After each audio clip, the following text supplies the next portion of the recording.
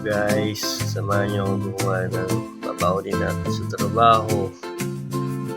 So, meron na akong luto dito, chicken breast.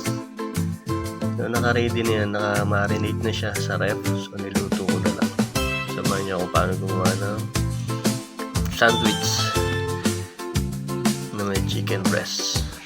So, dito guys, meron na tayong naka-ready bread. Binili natin sa Spar. So, nilagyan natin siya ng cheese at cucumber.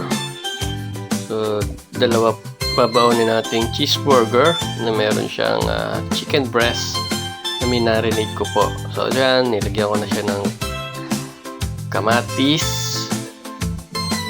at ito sibuyas, and then ilalagay na rin natin yung niluto nating chicken breast sa ibabaw.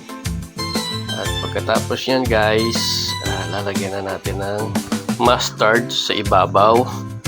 So dahil dalawa sila, mas maganda maraming mustard para mas malasa.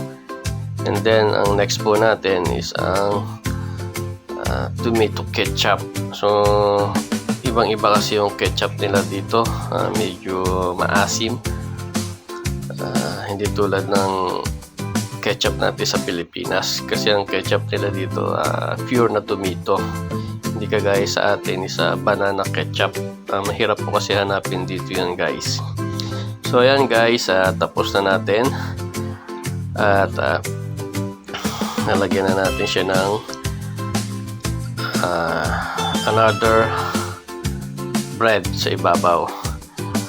So ayan guys, ayan na po magiging hapunan natin mamaya, at iinit na lang natin po yan sa oven.